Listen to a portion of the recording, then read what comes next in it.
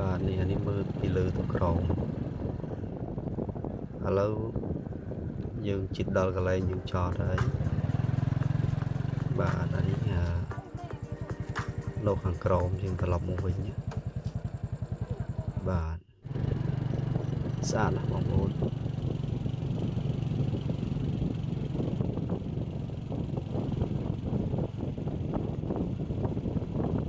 នឹងផ្លូវចូល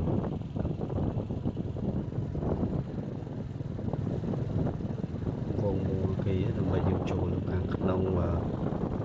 ពលានអានឹងដោយសារថាវីដេអូខ្ញុំកាត់តិចអត់សូវហ៊ានថតបាទអានឹងខ្ញុំឈរថតពីលើជើងលើរថយន្តយើងនៅលើទេតែមានរថយន្តនៅពីក្រោមក៏មានដែរហ្នឹងហើយនឹងថតពីលើអានេះកន្លែងចំណតជន់លើអន្តរជាតិ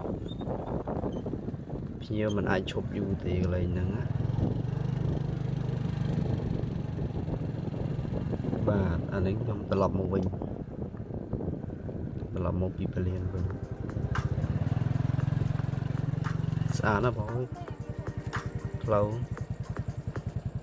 វាថ្មីពីចាក់បេតុងហើយគេពុតកស៊ូជិះអត់មានលាក់អីស្រួលស្អាតផ្លូវស្អាត